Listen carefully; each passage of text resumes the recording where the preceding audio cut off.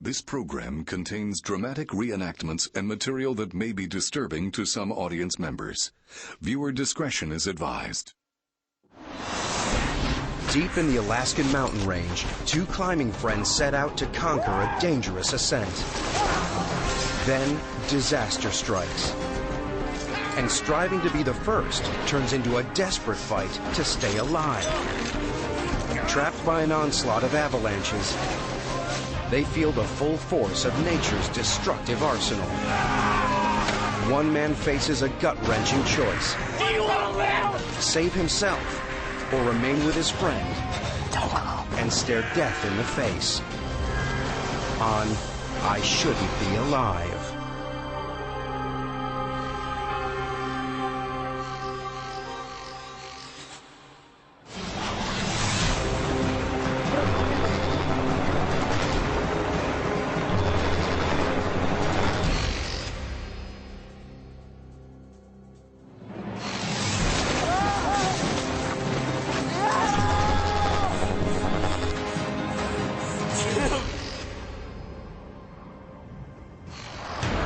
Alaska, over 54 million acres of national parkland, one of the last great frontiers of the United States.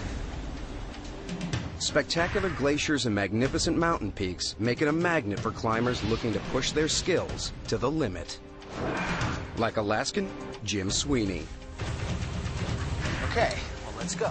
I've always been a, driven person, so I was looking for something steep and hard to do. Jim's hiking with his good friend, the man who taught him to climb, Dave Nyman.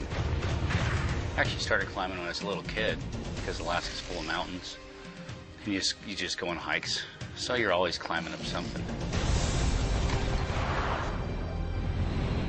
Today is no different. The guys are climbing in their home turf in Denali National Park. They're on the slopes of Mount Johnson, an 8,400-foot peak.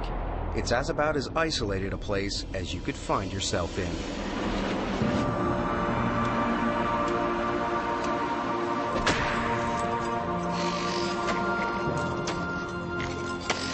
Dave and Jim are attempting a climb that no one has ascended before, though many have tried. It's called the elevator shaft, a 2,000-foot ice climb in a wall of granite.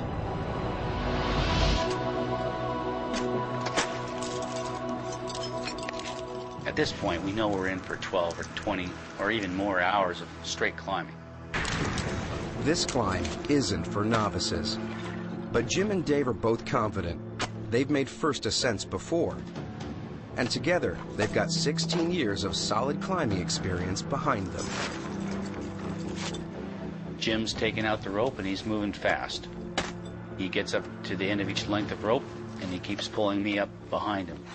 Come on, man. I lead the hard stuff. I'm definitely the leader. I'm the driven one. This is the sort of experience they both live for.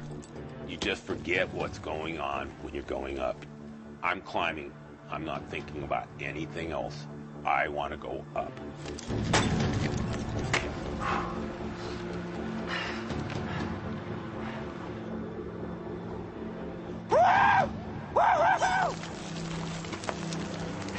Man, you should see the view from here.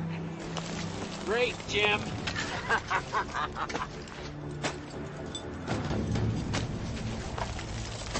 Hang on, Dave. Gotta get past the snowballs. After almost 2 hours of good progress, Jim reaches a bulge of snow above him. I'm looking for ice. I'm looking for something hard to get some purchase in. No! I was just kind of hunkering down, trying to keep snow from hitting me as he was fussing around up there. You're thrashing me, Jim! He's hollering at me, and it's just constantly the snow's going down. Have you hit anything yet? This is nowhere, Dave. If I can't find some rock or ice to clip onto, I'll come down. Without warning, the ice above Jim collapses.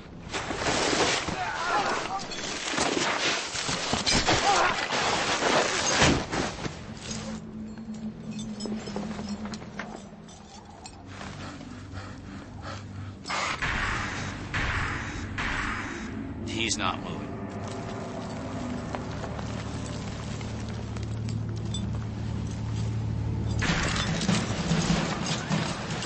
He's not saying a word. There's no response. At that point, I know I have to move really quickly. I can see blood trickling out of his nose and his mouth and his ear. Jim? I touch him, and immediately he comes to life. You can tell he's not all there. He wants to continue the climb. Dave, I've got to keep climbing. Jim, stay down. Jim! He's gonna get you down! If Jim is to have any chance of surviving the fall, Dave needs to negotiate a safe way of getting him down from the elevator shaft. And that isn't going to be easy. I had to transition from being more or less the follower at that point to being the leader. I knew everything was up to me from now on. Dave begins lowering his friend inch by inch, trying desperately to prevent him from colliding with the rock face on the way down. Jim, I need you to wake up! Jeff!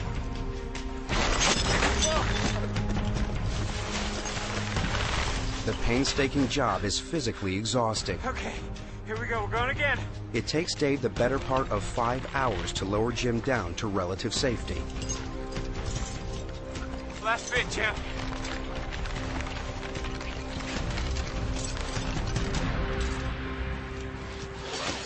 They're on solid snow now, but Jim keeps slipping in and out of consciousness. Jim!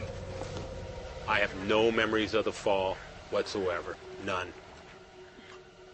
The first thing real I remember was Dave screaming at me. Jim, wake up! Wake up! Come on. Stay with me. Dave's gotten them off the elevator shaft, but they are still 5,400 feet up Mount Johnson. And in this part of the world, they're sitting ducks for avalanches. Dave knows he has to find them some protection, fast. I dig straight into the hillside and move the snow from this 45-degree face and pack it down. Okay, Jim. Now Dave has built a safe shelter for the night. He finally has a moment to assess just how serious Jim's injuries are.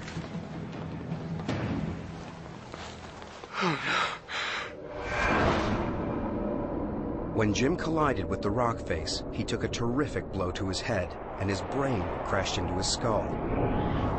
Vital nerve fibers sheared off, causing massive disruption to his brain activity. Until his body can repair the damage, Jim's going to be in a world of his own.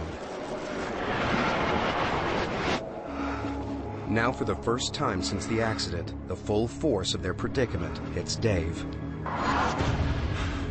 If the weather turns and I don't get word out, we're going to be in a world of hurt. If I go travel alone on the glacier, am I just going to fall in a hole and Jim's left by himself anyway? There's all these different things going through your mind. You don't know what the right answer is. All Dave can be certain of is that Jim's survival is entirely in his hands. And the wrong decision could kill them both.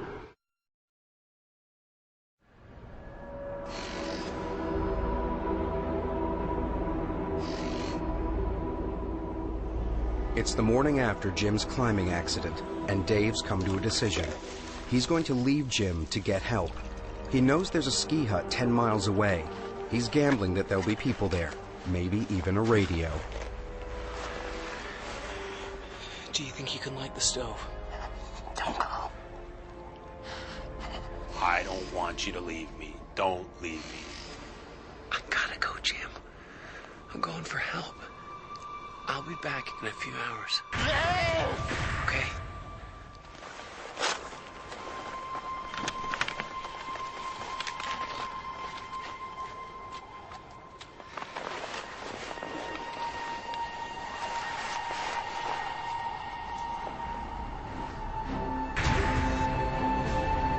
Ahead of Dave lies dangerous terrain. He's got to cross a crevasse-cracked glacier. This is something climbers do with a rope and a partner. To attempt it alone is to dance with death.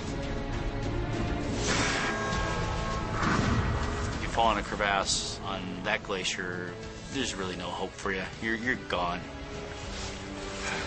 Thoughts of Jim alone on the mountainside keep him focused and spur him onwards. Leaving a partner in that kind of situation, you might come back and he'll be buried or he'll be dead. I don't know who I am. I'm freezing. My forehead's on fire, my body's cold. I'm laying there pounding, my heart's just going boom, boom, boom. The whole body's just going boom, boom, boom.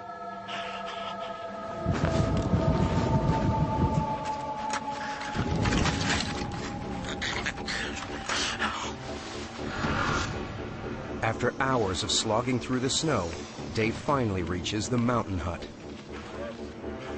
Help!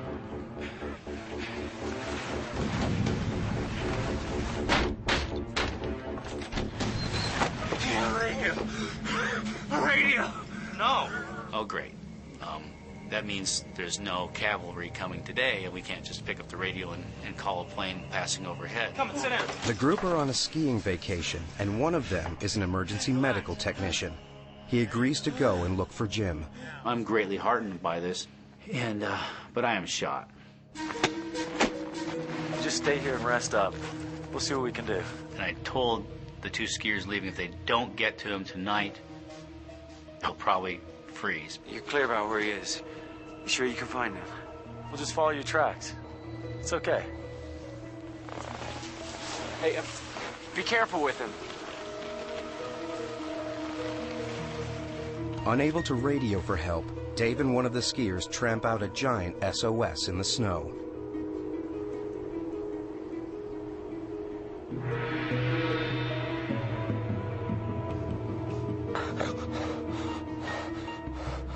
Back on the mountainside, Jim is still in and out of consciousness. I could remember my fevered brow in the snow and still being warm, but my body freezing. You know, I can remember that feeling. For Dave, it seems like his troubles are over. My newfound friends start feeding me food. They make a nice big old pot of spaghetti, garlic bread, butter. We had a real nice meal, and I starting to feel a little bit guilty.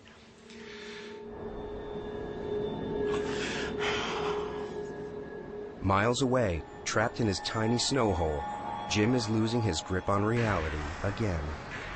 Black dreams, just as black as can be. I didn't know who I was with, where I was at. I didn't even know I was a climber. Stranded on an Alaskan mountain in sub-zero temperatures, it's anyone's guess how long Jim can hang on.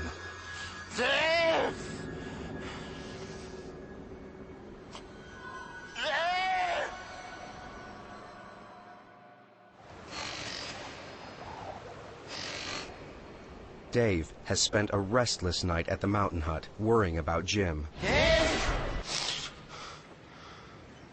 Unable to wait any longer, he heads out to try and find the rescue party. They're already on their way up the glacier. They're towing a sled.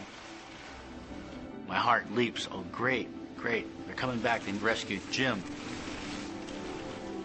And then I think there's no way they can ski as fast as they're skiing, towing Jim. Then my heart just drops. Where's Jim? Didn't you find him? Look, we skied all the way over to the base of that shaft thing. That's a hell of a climb. He explains to me that they looked up and they saw a few avalanches coming down, and they decided that they didn't have the proper equipment. It's too dangerous.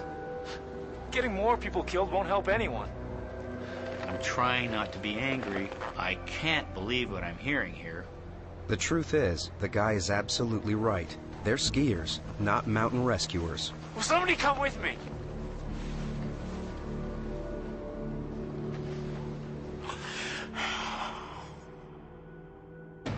I'm taking that sleeping bag. You guys don't have sleeping bags up there? They're down bags. They're soaking wet. We'll freeze to death. You know what you're doing. You go up there, and you're gonna die. I could feel them looking at me when I was skiing because I was putting any anger I had right into my plan to save Jim. 10 miles away in a snowdrift, Jim is being buried alive. I realized I was somewhere bad. I'm totally encased in snow. I'm going, where the hell's Dave? And the clock was ticking. Every second I felt counted.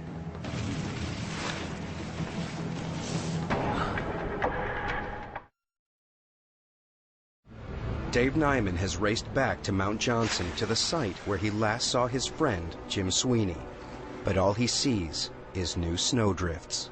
Jim!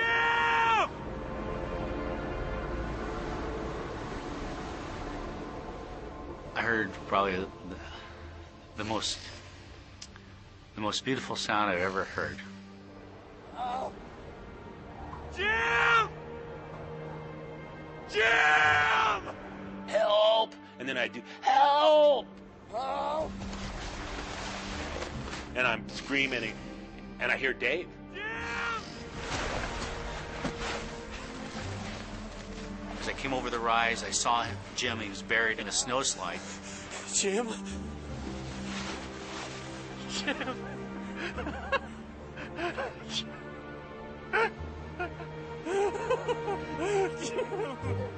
Dave digs Jim out and sets up the tent again in an area that appears free from snowslides.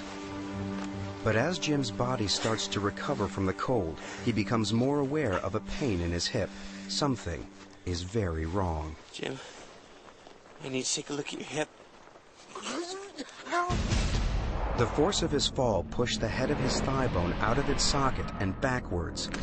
It's dislocated. The bone is grinding against the sciatic nerve that runs all the way down the back of Jim's leg. It's agony. Stop! Don't touch me, man. Look, I mean it, man.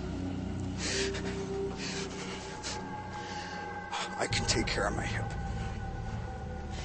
I'll stay in the bag, and you can pull me out of here. I don't think I can pull you out of here. Skiing off by myself, that's one thing, but I can't drag you out of here. Listen, there are people at the ski hut. They know we're here. Let's just hunker down and wait for help to come. Dave's positive attitude might not wash with Jim, but right now he's the one calling the shots. And they're staying put.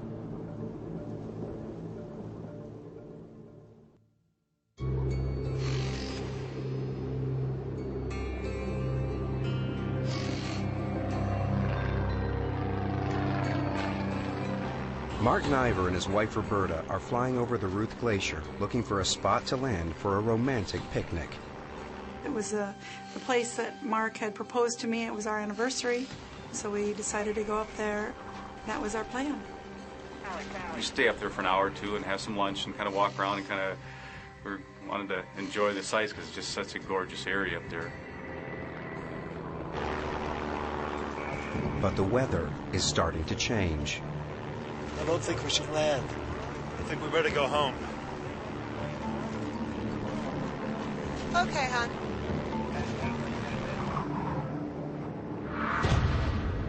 The sound of the plane's engine carries down the glacier, reaching Dave and Jim and raising their hopes of rescue. Jim, do you hear that? Jim, come on, man. There's a plane. And I figured it'll see the SOS. We'll be out of here in no time.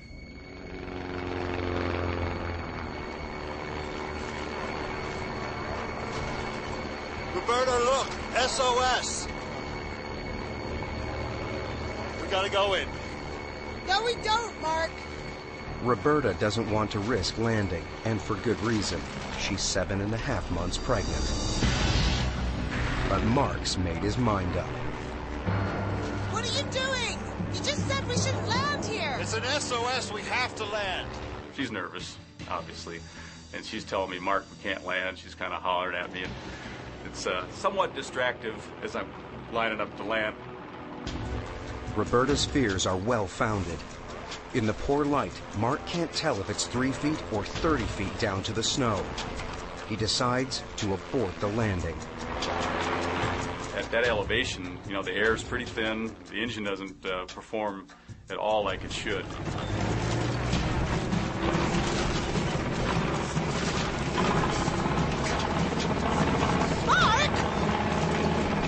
I grabbed my stomach and held on.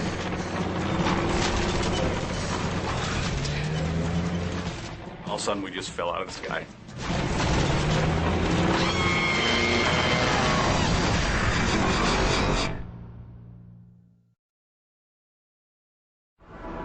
Dave and Jim have no idea the plane they heard has crashed. Though she's pregnant, Roberta is amazingly calm. Living in Alaska, things happen. You just have to adapt to what your situation is. Luckily, their plane came down near to the mountain hut, so help is at hand.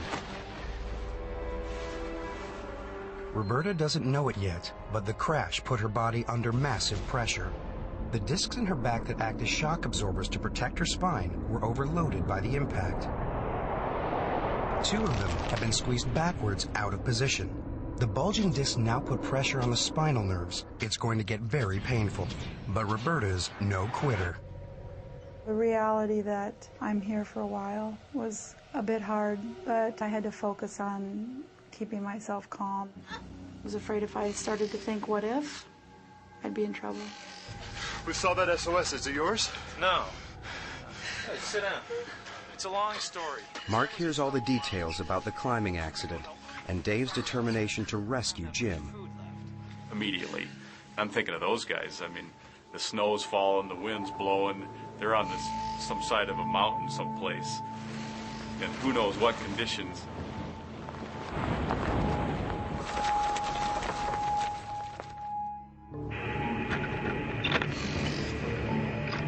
Mayday, mayday, mayday. This is Piper 173 Alpha. Mark is desperate to get a call for help out, but huge mountains surround him and block the radio signals. The only way he'll be heard is if a plane flies directly overhead. We've crashed on Ruth Glacier. Do you read me? Over. Dave and Jim have been hunkered down in their tent all day, hoping for rescue. But there's been a deathly silence on the mountain until now.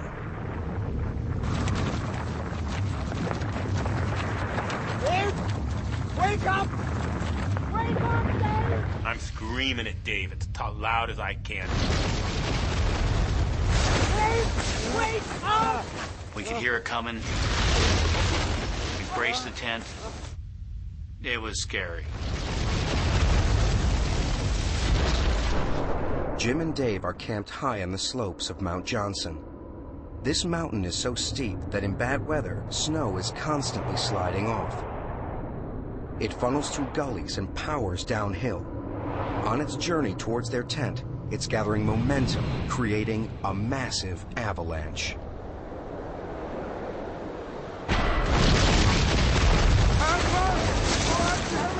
We just started praying. We really thought this was it. We thought this was the end.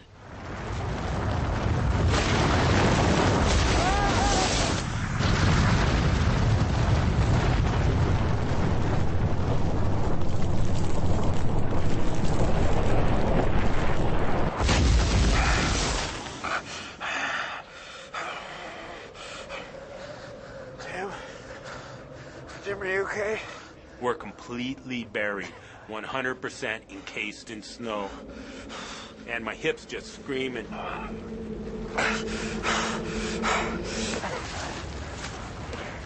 can feel a pocket.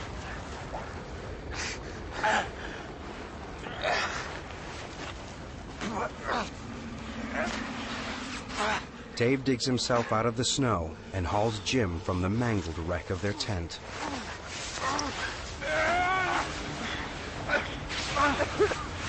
And he lays me out on the ground in the sleeping bag. The avalanches are roaring everywhere. It's just as bad, you know, bad. It's war. Okay, let's go away.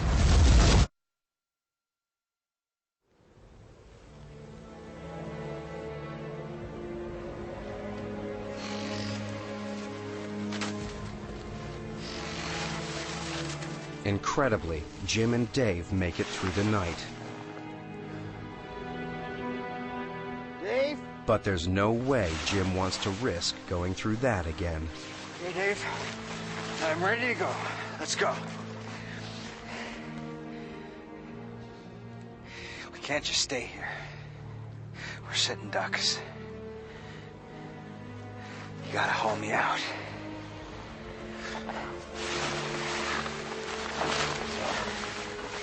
We can make it down to the glacier. Someone will see us there, man. No one will see us here. Jim. Look. It's too steep. I didn't think I could do it. Even if we cut across, we could start an avalanche. I'm pissed because we're going nowhere. What are you doing, Dave? I'm looking for a safe spot. Come off it. There is no safe spot in this whole valley. We just gotta get out of here. We're moving over there. That won't make any difference. Ah! He puts me in the bivy sack to haul me over there. I don't like anything to do with this. Dave sets up the tent in the new location. And I feel pretty good about it. I said, Jim, your worries are over, buddy. We're good here until rescue comes. You're dreaming. You know, just cut the bull. Quit acting all mellow. There's nothing mellow about this. You are always trying to swim upstream. What are you talking about? No, I wish I could stand up and walk off this thing. You know, we would be down in an hour if I could stand up, you know. We gotta fight. I want to go down, Dave. Do you want to live? Do you want to live? Then do what I tell you to for once.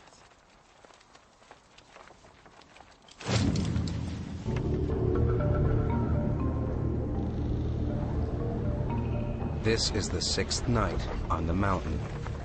Dave and Jim are now holed up in what Dave believes to be a better position. And we might get a little bit of a blast. Nothing like the night before.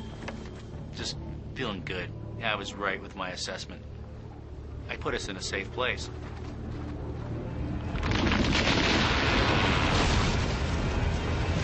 Oh, what the hell is that, Dave?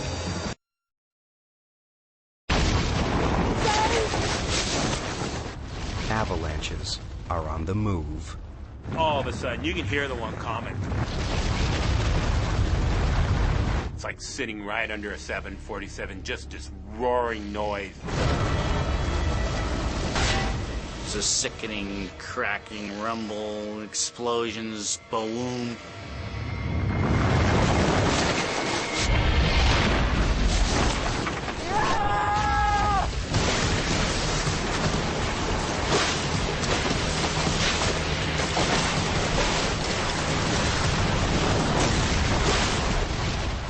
We fly downhill 200 feet, 300 feet.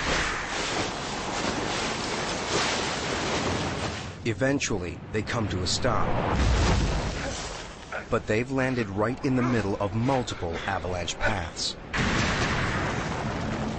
We're just laying out there with nothing. We can't find anything. There's nothing left, Dave! But Dave finds the most precious of their belongings, a shovel. Come on, man! This, at least, might give them a chance. He starts to dig a snow hole for protection. I'm just thinking the next avalanche is coming and the next one's taking us down the hill.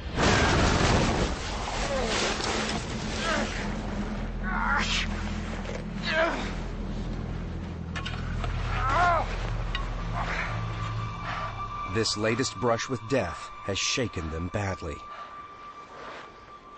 There's dark thoughts, darkness that creeps in. I don't have to be here. I'm mobile. Why the hell don't I just get out of here? I will clamp myself, I'll chain myself to a leg, I'll bite it off, I'll crawl down here and kick his ass if he leaves me.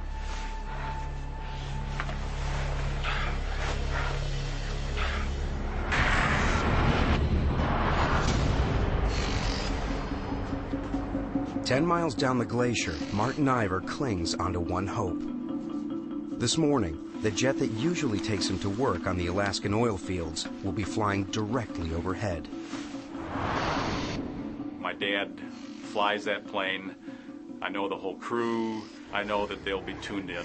Mayday, mayday, mayday. This is Piper 173 Alpha. We got 2 mountain climbers on Mount Johnson who are busted up. Over. Hello, Mark. Is that you? Over. How are you doing? Who is this? Over. Mark, we don't read you. Please reply. Over. Hello, do you read me? Over. It becomes obvious that the pilot can't hear Mark, but he can hear the clicks on his radio. 1 click yes, 2 clicks no. After 7 days, the word is finally out. Understood. The only thing is, the weather is too bad for a rescue attempt, and there's no telling when it will lift. After a night fighting for their lives in Avalanche Alley, Dave is completely exhausted. What do you want to do? You want to go back to the base camp? Get some more food? More equipment?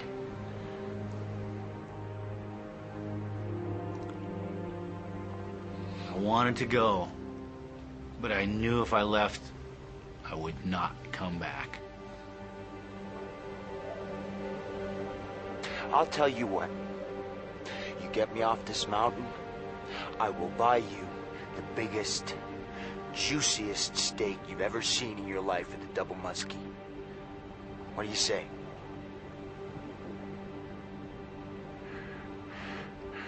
I want a 36-ounce filet mignon. There's no such thing. That's what I want. Well, then that's what you're gonna get. That was a huge, huge turning point for me, having that opportunity to leave, and then just really deciding with 100% certainty that we were gonna make it together, that I'm not gonna leave him. But Dave knows getting Jim down the mountain is a massive undertaking. He has to dig a path through the deep snow, smooth over the surface, then drag Jim along it. It's back-breaking work, and progress is painfully slow. You're doing it. See, I told you could do it. I love you, Dave.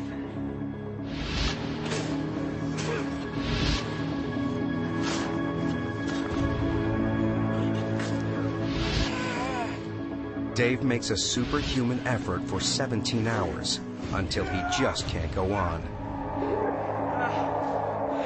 He's totally wiped out.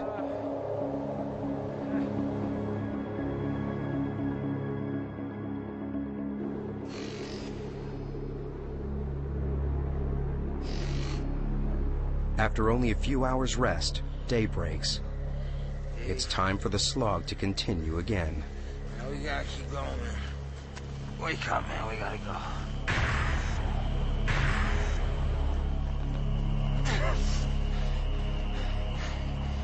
Dave is exhausted. Every shovelful of snow is a massive effort. Dave, you're doing it, man. You're doing it. Then, without warning, there's an all too familiar sound.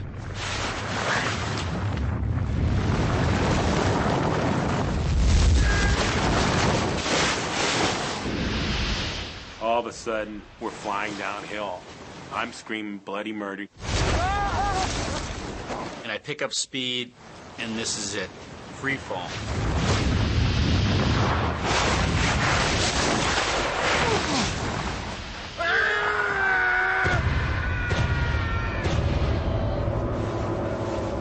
Jim is trapped deep inside a crevasse.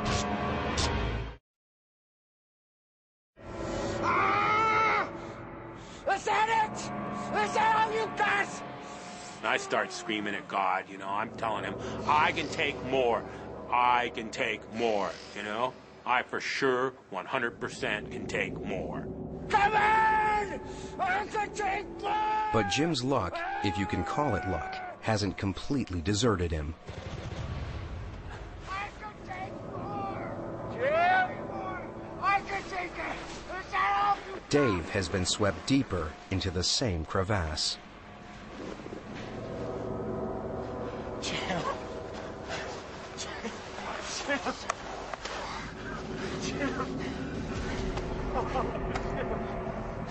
The guys scan their icy tomb, frantically searching for a way to the surface. And he says, Jim, he goes, there's a way out. There's a ramp. You can make that, Jim. You can make that. Ramp must have been about 70 degrees. 1, 2, 3. With no equipment, Dave begins hauling Jim. And literally, I'd hold him in my teeth, and he'd punch his fist in and hold himself a little bit, and then I'd repeat the process. They've been through way too much to give up now. You gotta help me. Ignoring the pain, they force themselves on. Inch by inch, we're crawling out of this crevasse. We're nearly there. But one false move, and they'll be right back where they started.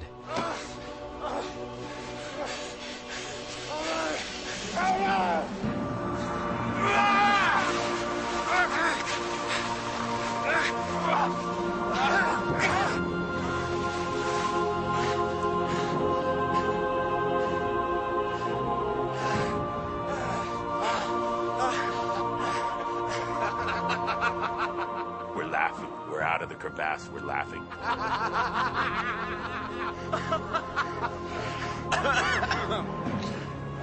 With the glacier in sight, the urge to rush the final descent takes over Jim.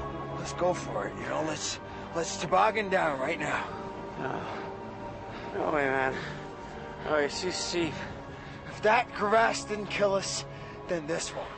This time, Dave's open to persuasion. Come on. Okay, let's go. He tells me he's gonna let me go, and I say, great, Dave, let's go. As soon as I got over 1 mile an hour, it just took off like a rocket. I'm sliding out of control down the gorge. It's one of the most happy feelings of my life. I feel like I'm sledding as a kid. This is wonderful. But this is far more dangerous than any sleigh ride. Dodging crevasses all the way down the mountain, this is a death ride, and there's no getting off.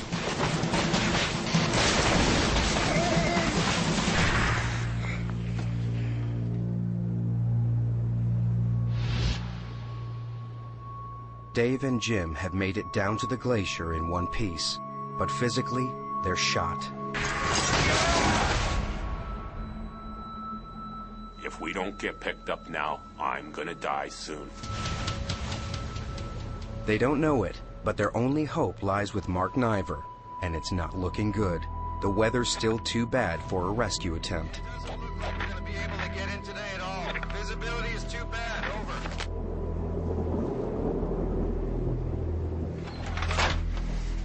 Looks like they're not gonna be able to come in today. That's great. Oh, no! I can't take it anymore! Calm down. I'm in so much pain! I started crying. I just started losing it. Why? I told you not to let them leave. No. Miles away on the glacier, Jim and Dave won't last another night out in the open. Dave is almost delirious with exhaustion. My senses became very acute. I could hear the tinkle of the snowflake as it hit the snow. I could hear birds chirping, seemingly miles away.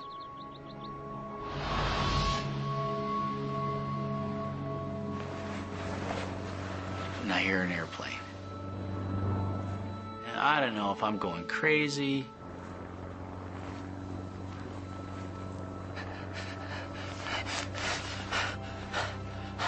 And it gets louder.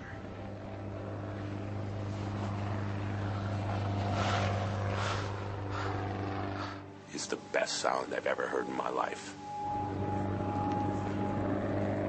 And then I see a little red dot coming up the glacier.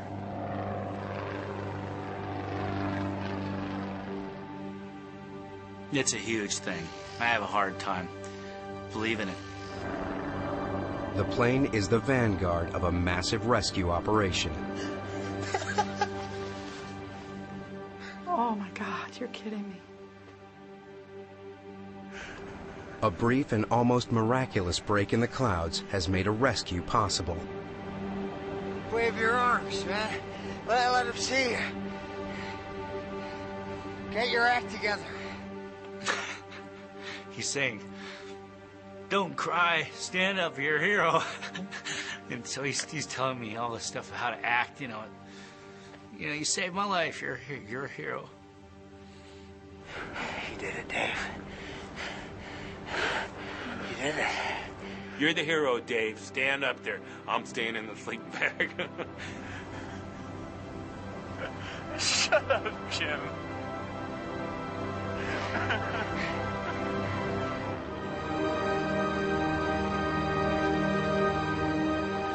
Dave and Jim have no idea why the plane is there. In fact, they won't know of Mark and Roberta's attempt to save them until they all meet up at the hospital. 8 weeks later, Roberta gave birth to a healthy baby boy. Jim spent 10 days laid up in hospital. Though he never fully recovered from his hip injury, it hasn't stopped him climbing. Now a father and an engineer, Dave doesn't climb as much as he'd like to. For his efforts to save Jim, he was awarded the Carnegie Medal for bravery. The medal